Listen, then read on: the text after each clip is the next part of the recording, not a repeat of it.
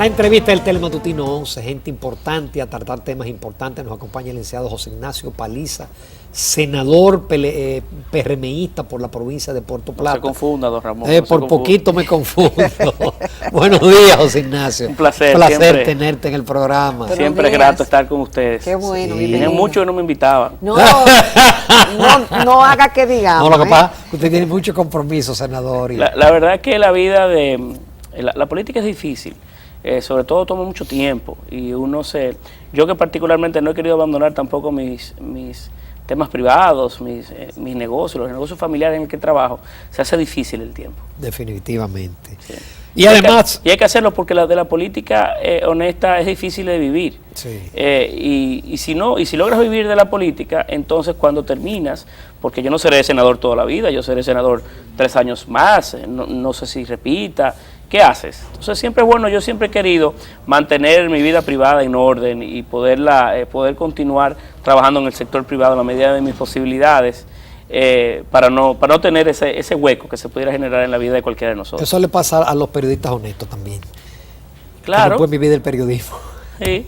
No, y que si deja la actividad que está haciendo ahora, ¿qué haces luego? O sea, si usted viviera este espacio de forma honesta, quizás de la manera que pueda, pero si lo deja, ¿qué hace después? Entonces siempre es bueno mantener de alguna manera un pie en el sector privado, aun cuando inclusive sea hasta un tanto cuestionable desde el punto de vista de las incompatibilidades y demás, pero debe siempre uno mantener su profesión y mantenerse vigente en las cosas que hacía antes de ser político. José Ignacio Paliza también es el representante del Senado y del PRM ante el Consejo Nacional de la Magistratura. Y yo quiero comenzar por ahí, José Ignacio. ¿Cómo tú te has sentido en ese foro, en esa institución donde ustedes son minoría, un senador y una diputada? ¿Y cómo marchan las discusiones? ¿No les preocupa el hecho de que han presentado pocos candidatos? Yo creo que al día de ayer apenas Muy 9. poco. Yo esperaba a esta hora 500, 600. Ya hasta el CONEP ha pedido... No tanto, pero 300. Sí, el CONEP incluso pidió ayer a sus miembros que sometan propuestas. Bueno, la verdad que ha sido una experiencia buena, gratificante. Las discusiones en el marco del Consejo han sido de altura, basadas en ideas.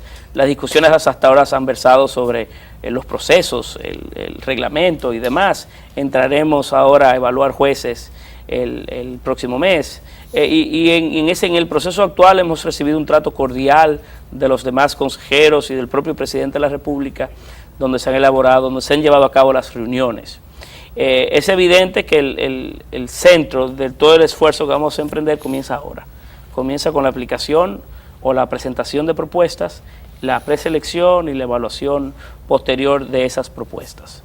Al día de ayer se habían presentado ya 30 postulantes, porque solamente la fundación del doctor Cruz y Minian había presentado 14 propuestas. Recuerden que en esto cualquier ciudadano de buen nombre o cualquier entidad de la sociedad civil tiene la capacidad de presentar propuestas. ¿Hasta cuándo se permite la presentación de propuestas? ¿Hay una fecha? El plazo es corto, es porque apenas son 15 días calendarios y terminan a final de la próxima semana.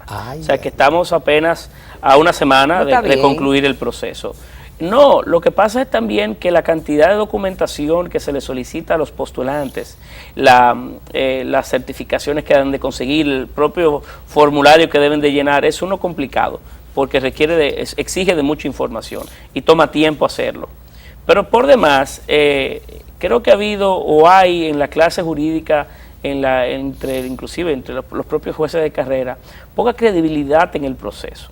Porque los procesos anteriores que se han llevado a cabo, tanto del Consejo Nacional de la Magistratura como para seleccionar otros órganos constitucionales, quizás no son uno en el que la gente siente confianza de que sería el peso de la experiencia suya o de su nombre, de una labor hecha, la que va a pesar sobre la opinión o sobre la decisión final en este caso de los consejeros. Pero y por tanto porque he conversado de manera informal y coincidencial, porque no he tenido, honestamente, no he recibido llamadas ni de sectores, ni de grupos, ni de interesados por de alguna manera acercarse a mí, algo que me agrada, porque entonces uno se mantiene sin ningún nivel de contaminación o sin ningún nivel de compromiso, aunque fuera, ¿verdad?, dentro del ámbito de la amistad. Pero he conversado con algunos en el marco, por ejemplo, de la Feria de Derecho de UNIBE hace unos días, y sé que tienen poca confianza en el proceso. A los escépticos, a los que dudan, a los que entienden que esto puede ser parte de un circo como en otros casos, yo los animo, porque el propósito nuestro particularmente no es ese, sino es el de proteger los intereses colectivos, el de invitar a que la justicia sea una independiente y el de abrazar que lo que salga de allí, de ese proceso, sea lo mejor para el bien no solo de la democracia dominicana, sino también para las particularidades que cualquiera de nosotros puede en algún momento vivir y tener que acudir ante un tribunal y ante a una persona que dirima un conflicto específico, un juez. Por tanto, anímense los que nos escuchan a aplicar y a participar, porque nosotros velaremos para que sus intereses y los mejores principios y las mejores formas sean las que al fin y al cabo prevalezcan a lo interno del Consejo Nacional de la Magistratura. José Ignacio, pero la elección de los jueces de la Junta Central Electoral, la actual Junta, satisfizo en un porcentaje muy amplio las peticiones que se habían hecho en cuanto al perfil que debían de tener los jueces, es decir, la experiencia no fue mala. Entonces, ¿por qué ahora con la Suprema y con el Tribunal Superior Electoral? Bueno, pero el de la Cámara de Cuentas quizás fue diferente, que fue uno inclusive posterior al mismo de la Junta Central Electoral.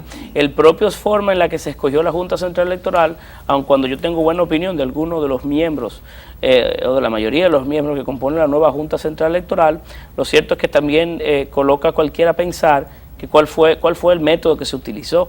Fue como consecuencia de una decisión de un grupo de interés particular político. ¿Cuál fueron las formas que se utilizaron para escogerlo? Entonces, algunos, en este caso jueces, que no tienen necesariamente vínculo político con nadie, ni tienen una relación cercana con ninguno de los actores, entienden, bueno, yo lo único que tengo son mis méritos. El hecho de haber rendido una labor apropiada y haberme formado para ser juez. Entonces, ese debe ser los únicos elementos en tomar en cuenta para mi escogencia. Yo también creo mucho en eso. Pero perdón, es en el caso de los jueces de la Suprema, pero en el caso de los que van a componer el Tribunal Superior Electoral, que ha sido una bandera de batalla de ustedes del PRM con el tema del Tribunal Superior Electoral. Es más complicado allí, porque en realidad no se tiene tan definido los perfiles para un miembro del Tribunal Superior Electoral que para la Suprema Corte de Justicia. Exacto. El tema de la Suprema está mucho más fácil delimitado, porque las 3/4 partes tienen que ser de carrera.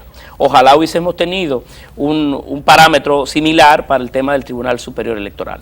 Lo que sí nosotros exigimos, los miembros del Partido Revolucionario Moderno y de toda la oposición dominicana, y creo que una parte importante de la sociedad, es que los jueces que están hoy, los 5 miembros del Tribunal Superior Electoral, aun cuando tienen el derecho de aplicar, nosotros les solicitamos que no lo hagan.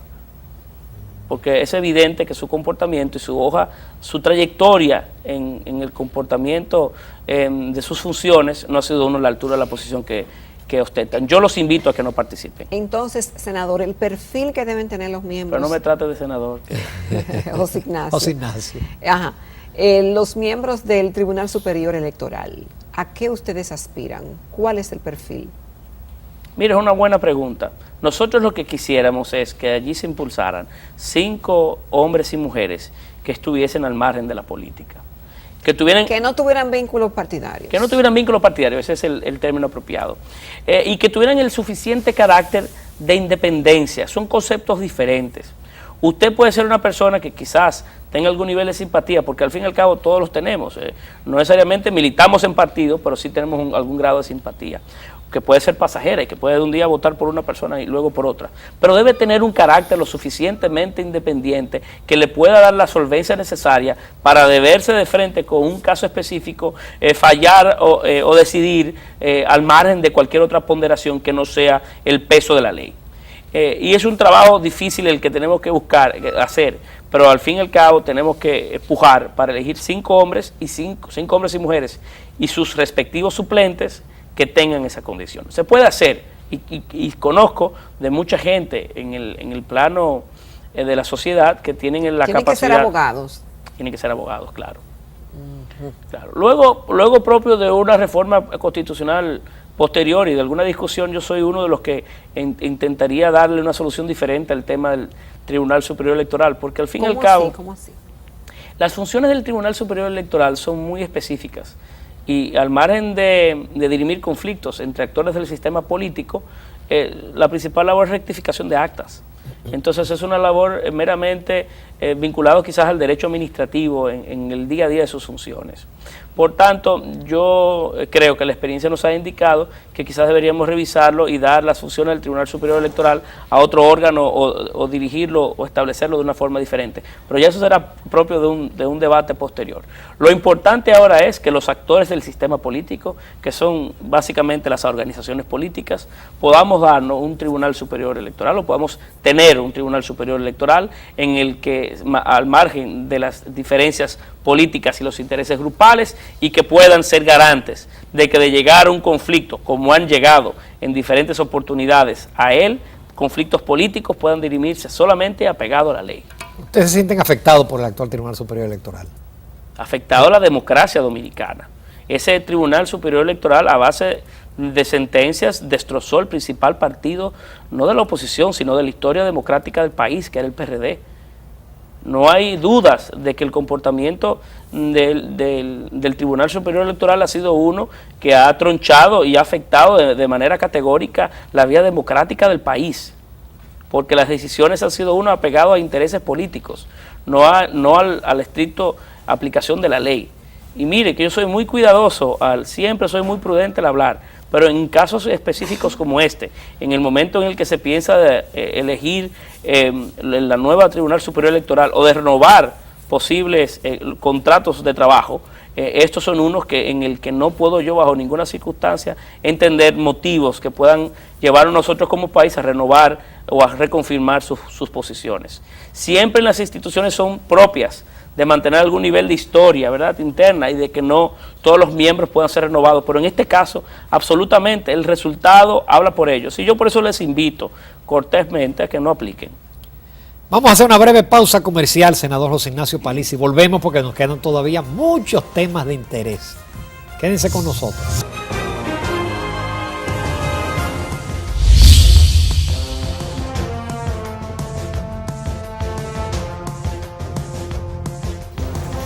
Continuamos esta mañana en Telematutino 11 conversando con el licenciado José Ignacio Paliza, senador de la provincia de Puerto Plata. José Ignacio, la experiencia como senador en un periodo turbulento por los cuestionamientos de los legisladores, el hombre del maletín, la corrupción, el tema Odebrecht y obviamente la vinculación que debió haber o que hay entre los sobornos y algunos legisladores. No, yo no creo que eso haya introducido un elemento nuevo a la discusión. En el Congreso siempre ha habido cuestionamientos importantes, históricamente.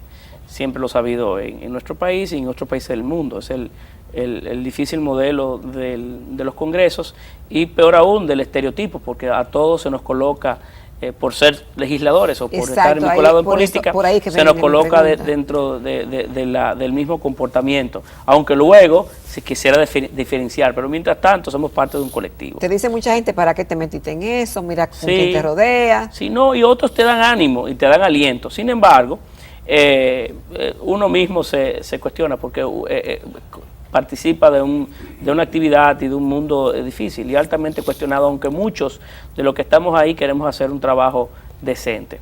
Ahora, lo que más me preocupa de todo este tema, en mi experiencia como senador, es que el caso Odebrecht y los casos de impunidad y corrupción que hablamos han sido uno que han tomado toda la atención del país. Y por tanto hay casos de mucha... Pero no es bueno.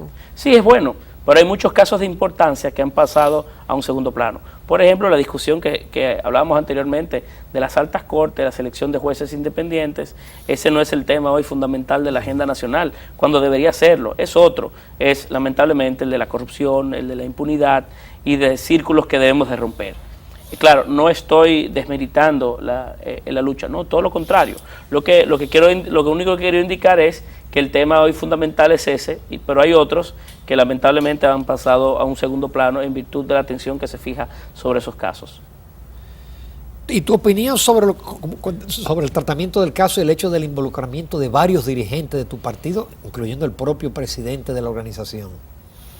Miren, el país durante años, durante muchos meses, largos meses, solicitó y ha solicitado por la imposición fuerte de la ley. Este es el momento para romper el equilibrio cómodo en el que ha vivido la impunidad en República Dominicana.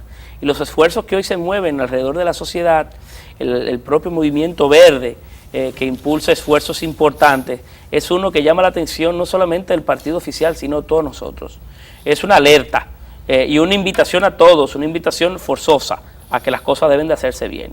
Y por tanto nosotros en el PRM lo hemos celebrado esos movimientos y esos esfuerzos. El propio presidente del partido, que hoy ha sido imputado en el caso, ha sido uno de los motores fundamentales e iniciales de todo este esfuerzo de reclamo. Hay que recordar que fue el propio PRM el que por primera vez en momentos de la propia campaña electoral alzó la voz de la existencia de este caso. Inclusive elaboramos algún documental para que la gente lo pudiera entender con mayor facilidad, que fue prohibido en tiempos de campaña su publicación. Se hizo por formas redes. Está en la red todavía. Sí, está en la red. O sea que nosotros el PRM hemos tenido un comportamiento de apoyo decidido a este proceso. Es evidente que hay dirigentes nuestros que han sido imputados y el Partido Revolucionario Moderno ha fijado una posición en torno al caso. Y siempre he creído que la justicia, aun cuando se vive momentos de dificultad personal, es una buena oportunidad para cada quien pueda, si no ha actuado de manera al margen de la ley, pueda demostrarlo y al fin y al cabo ser inclusive reivindicado. Hay una frase por ahí que había leído en algún momento, no recuerdo su autor, que decía que la cárcel para un hombre honesto era un templo. Entonces aquellos que han sido imputados tienen la oportunidad hoy brillante de demostrar que efectivamente en el comportamiento de sus actitudes al interno o en el transcurso de su vida pública no han tenido comportamientos inadecuados. Pero tú compartes que quizás por razones políticas se le ha cargado el dado al PRM en este caso. Mire, lo que pasa es que el proceso, el expediente, la debilidad del expediente que se ha presentado es uno tal, los propios errores que tiene, voluntarios o no, la poca base que hasta ahora se ha hecho pública sobre los alegatos en virtud del cual los 14 imputados han sido imputados, obligan a la duda de si los que han sido imputados evidentemente han hecho actividades dolosas y si hay gente fuera que debería también estar hoy sentado en el banquillo de los acusados. Hay que ser justo y decir que ese expediente, nosotros que seguimos el proceso por televisión, ustedes que quizás han podido leerlo, es uno que tiene errores importantes, y errores inclusive manifiestos, y entonces eso obliga a la duda. Nosotros queremos, desde la oposición, como joven y como ciudadano, solicitar a la sociedad que se mantenga alerta, que el proceso de demanda por el fin de la impunidad, de la propia Marcha Verde que anda aún muy presente, que se fortalezca aún más, porque este caso no termina, sino que apenas inicia, y que nosotros tenemos que dar el seguimiento adecuado para que cada quien tenga el debido proceso de ley, los imputados puedan tener el debido proceso de ley, y el que que haya tenido un comportamiento erróneo pague por él, y el que no, si es el caso, pueda tener también la capacidad de demostrarlo, y que todo el mundo involucrado en la larga cadena que usualmente existe alrededor de casos como estos puedan ser dirigidos hacia la acción de la justicia. José Ignacio, ¿cuál es tu agenda en la Cámara Alta? ¿Cuál tú piensas que debe ser tu aporte?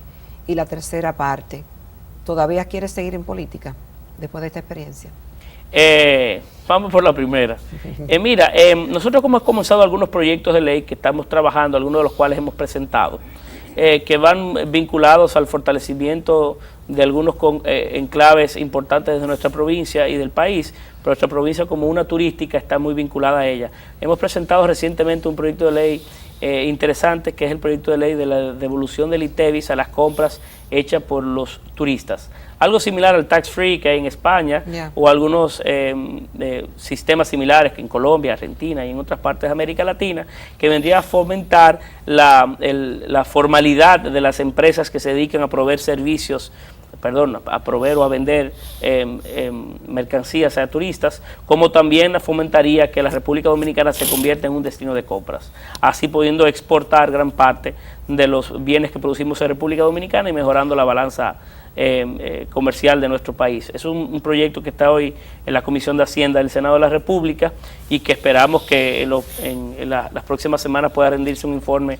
favorable y que evidentemente se haga ley para el bien de la industria y para el bien del sector.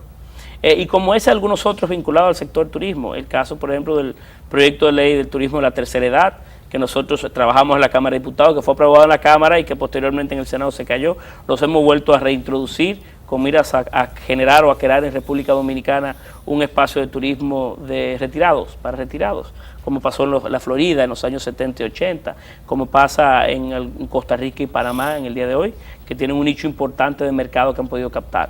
Y así como esos otros, vinculados sobre todo al sector turismo y algunas piezas que estamos trabajando en relación al fortalecimiento institucional del país.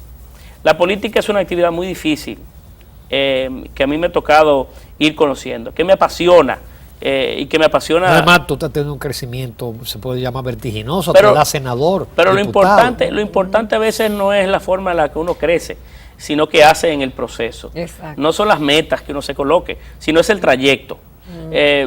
Mucha gente logra posiciones muy altas, pero al final de su vida o de su hoja pudieron ser poco útiles, o pudieron entregar un servicio que no fue lo suficientemente fuerte y franco. Yo he entendido, aun cuando soy joven, he entendido que debo ser ambicioso, pero que lo importante siempre es que el trayecto y el camino que uno pueda ir desarrollando sea uno que pueda rendir frutos. Y entonces muchas veces he pensado si replantearme cómo participar en política, porque el sistema es uno verdaderamente difícil. Pero si lo hago, entonces la política quedaría en manos de los que no están interesados. Decía Patrick Susskind que los que no están interesados por la política serían gobernados por los que sí están interesados por la política. Y claro, yo no soy un salvador de la política, ni soy, no, bajo ninguna circunstancia, pero en la medida en la que todos nosotros, en la medida que cualquiera que nos ve, que jóvenes, que mujeres, que ciudadanos, que organizadores sociales se interesen por la política, entonces podemos hacer un cambio en ella. Y yo entiendo que debo de dar un poco, dar lo que puedo en este proceso y poder ayudar a que la política pueda ir mejorando. Hay dos proyectos que tarde o temprano tú vas a tener que levantar la mano o rechazarlo. Y que han estado sobre el tapete en estos días, el tema de ponerle un impuesto a las gaseosas, aparentemente como una forma de desincentivarlo, y el impuesto a las llamadas que entran y salen y a la data para fines de financiar el 911. ¿Cuál es tu posición con esos dos proyectos? Mira, el 911 es un proyecto que todos debemos de aplaudir. En mi provincia entró en funcionamiento en el municipio de Puerto Plata hace apenas algunas semanas y no hay que ser sincero y decir que ha rendido frutos positivos.